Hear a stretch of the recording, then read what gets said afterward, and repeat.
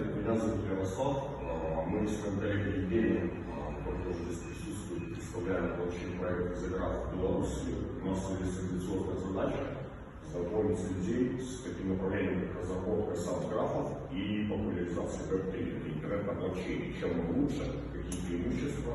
К сожалению, у людей пока что отсутствует восприятие этой темы целостное, и чем она может быть лучше.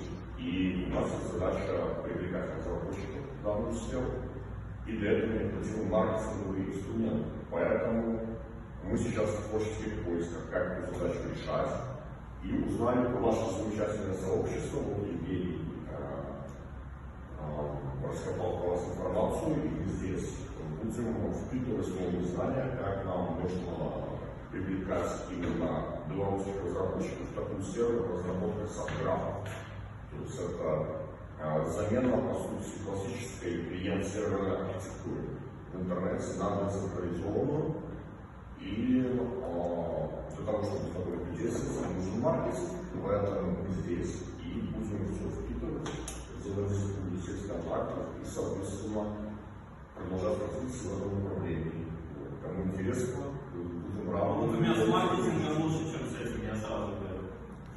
Ну, без маркетинга, в такой сфере, как Web3, он сейчас движется чисто на маркетинг, потому что это новая технология, когда нужно внедрять, нужно людей. А как вас зовут? Ярослав. Ярослав. И если что, то я последую примеру Ярослава, потому что тут прилично холодно. Либо я решу умереть. Ну да, прохладно, но снежок тоже хорошо. Мозг хорошо работает. Вот, спасибо.